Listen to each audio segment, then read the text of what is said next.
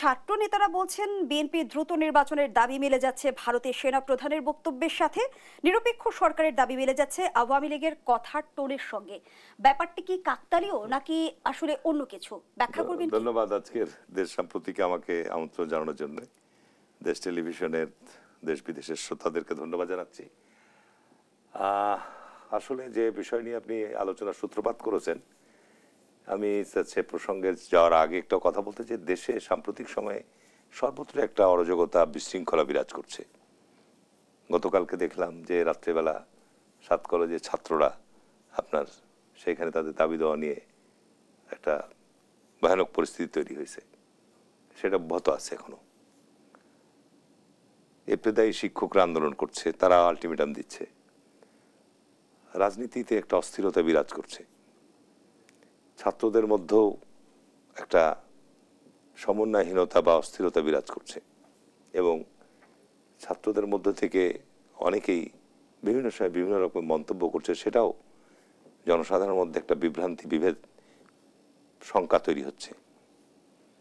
কিন্তু আমাদের গত 15 বছর 16 বছর যাবৎ আমরা যে ফ্যাসিবাদের বিরুদ্ধে বা যে কর্তৃত্ববাদী শাসনের বিরুদ্ধে, দেশের মানুষের অধিকার প্রতিষ্ঠার বিরুদ্ধে, দেশে গণতন্ত্র ফিরিয়ে আনার বিরুদ্ধে, আইনের শাসন প্রতিষ্ঠার জন্যে আমরা যে লড়াই সংগ্রামটা করেছি, সেটা জুলাই আগস্টে ব্যাপক রক্তপাতের মধ্য দিয়ে একটা পর্যায়ে এসছে।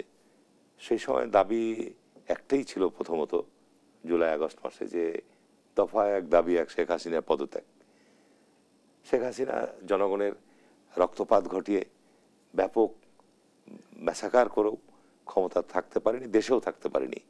সে এবং তার দোসররা দেশ থেকে পালিয়ে গেছে।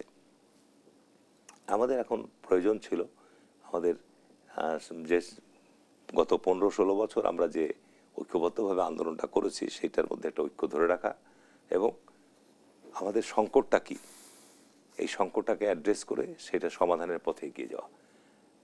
সরকারের মেয়াদ প্রায় 5-6 মাস হয়ে গেল, কিন্তু আমি অত্যন্ত উদ্বেগের সঙ্গে লক্ষ্য করছি যে আজকে জাতীয় নেতৃবৃন্দ যতবার আহ্বান জানাচ্ছে যে নির্বাচনের একটা রোডম্যাপ দেওয়া প্রয়োজন, নির্বাচন অনুষ্ঠিত হওয়ার ক্ষেত্রে একটা সুনির্দিষ্ট ঘোষণা আসা দরকার, কিন্তু এই ব্যাপারে সুস্পষ্ট কোনো ঘোষণা আসছে না।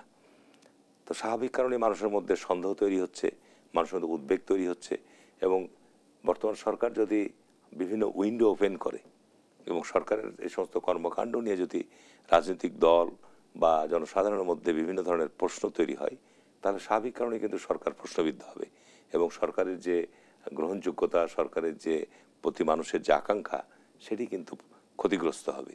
তো সেই ক্ষেত্রে আমি মনে করি যে সরকার এই ব্যাপারে রাজনৈতিক দলগুলোর সাথে দ্রুত আলোচনা করে এ ব্যাপারে একটা সিদ্ধান্ত আসা প্রয়োজন, একান্ত প্রয়োজন।